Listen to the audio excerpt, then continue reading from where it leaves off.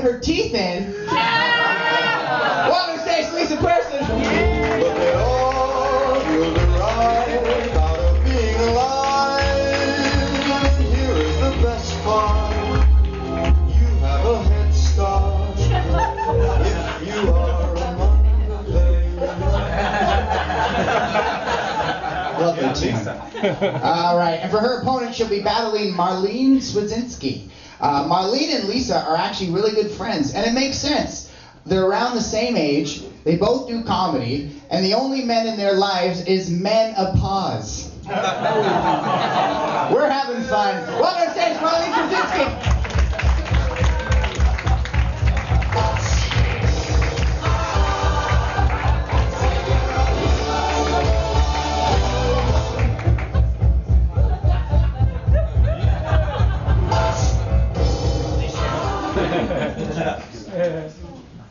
So, Lisa, what made you want to battle Marlene?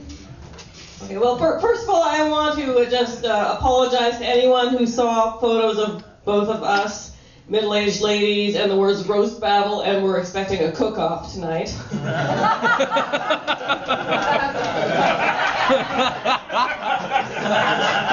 woman in the front row, like, snapped her fingers like it was a fucking slam poetry night. And I want to battle Marlene because, you know, people always confuse both of us until I sort of, you know, had to differentiate myself from Marlene just by bleaching my hair and telling jokes that are funny.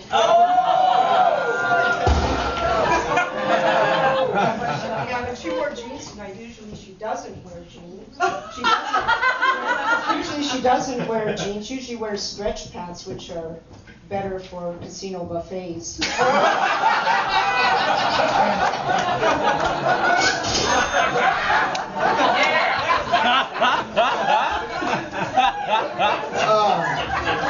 I'm loving this one already. Oh, baby, fucking get him, Marlene! All right, you want to go first, Marlene? Yeah, I think She that. hasn't said what she wanted to roast. Oh, why would you like to roast? Well, I'm just saying everybody's always confusing. You know, talking to some comedian somewhere and say, yeah, people think I'm Lisa, and they say, oh, you're not Lisa. And I don't understand why, because we're quite different. I mean, I'm a vegetarian. I'm a vegetarian. I'm Myers-Briggs. I'm Myers-Briggs INTP. What's that? Introverted, intuitive. Yeah, I tested as I. Same thing. Yeah, same thing. And my parents are from Saskatchewan. You know. Yeah.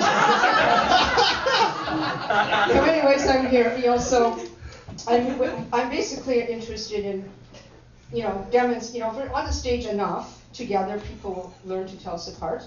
They'll understand that we're numerically distinct, if not visually continuous. And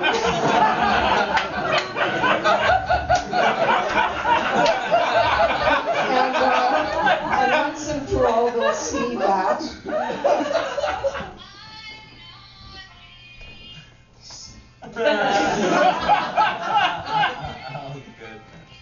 Marlene. Lisa weighs more than I do.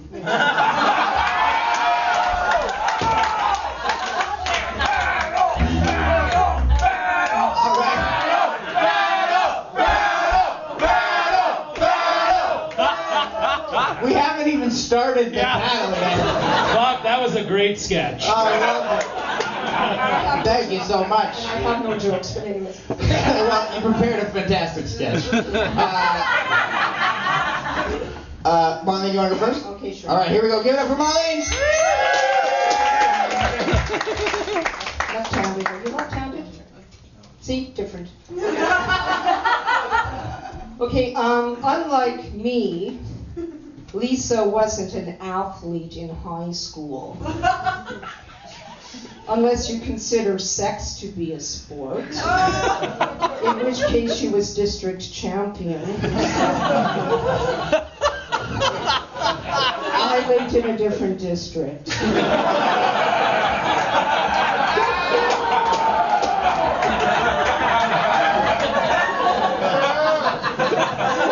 I was waiting for her to go, I don't know how this shit works.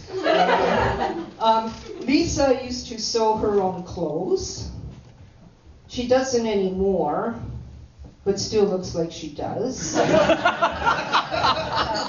a fashion label called Home Ec?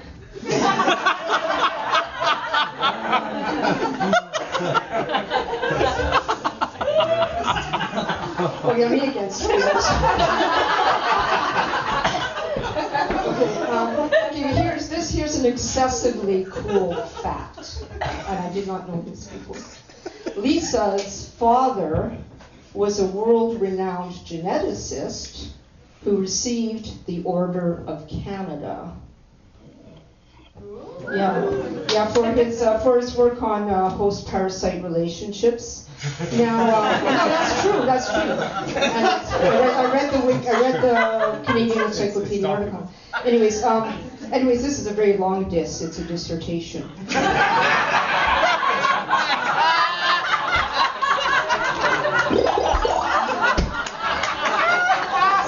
I'll get back to it.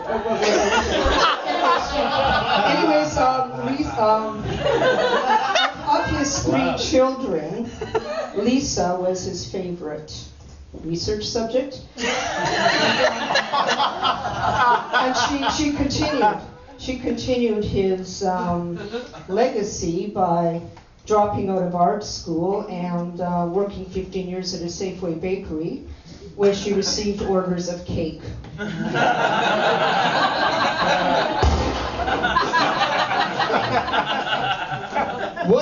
How many jokes have you done, you think? 2 more. You're killing. Keep going. I'm just literally like, that's what, 30? Lisa likes to bring her cat Bella when she goes to the salon. Nothing wrong with that.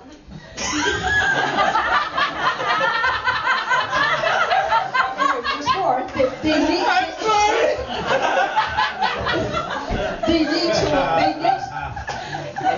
They need to look nice for their double date in the alley.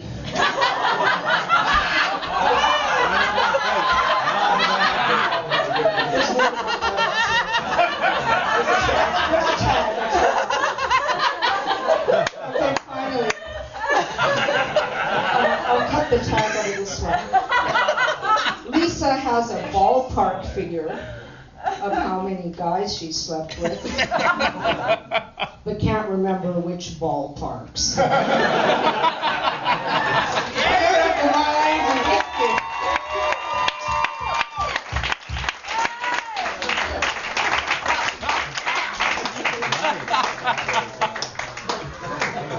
Sound drop. Our phone's not working.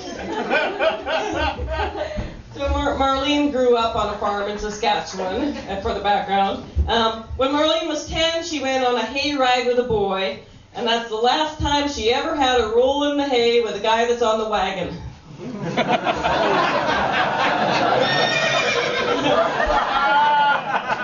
DJ hate crime. And Marlene does get booty calls, but they're like the literal kind. It's like calls to help come and put booties on her 3 grandchildren. But you know what? On the plus side, there's still fewer diapers involved than with her sexual booty calls. Bummer.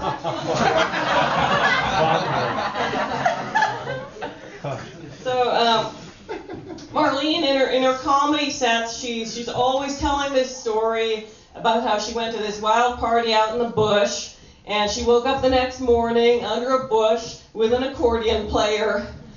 Okay, yeah, Marlene, we get it. You had a magical senior prom.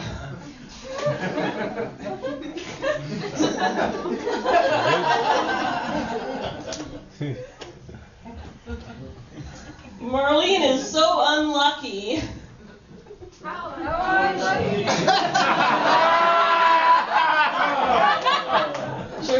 Her childhood home had no running water. Like, what are the odds? Her dad was among the 1% of Polish men who are not plumbers. You gotta respect the Polish joke. It's what this industry was built on.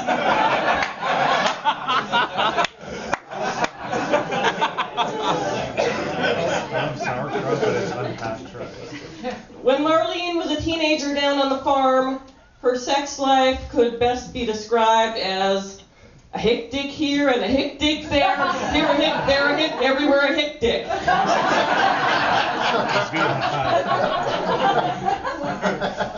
That's 5. All right, there we go. Get it for Lisa Perkins.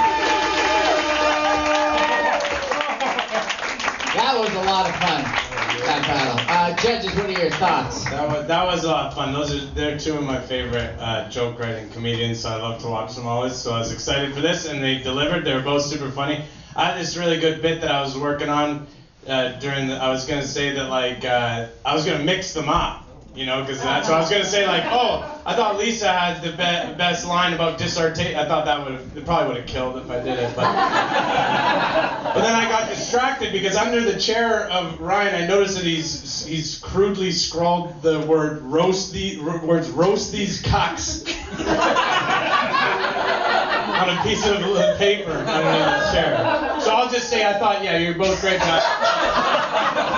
I'm gonna give it to Marlene. I thought Marlene was better this time. For sure. There you go. One more for Marlene. I'm not supposed to give away the magician's secret.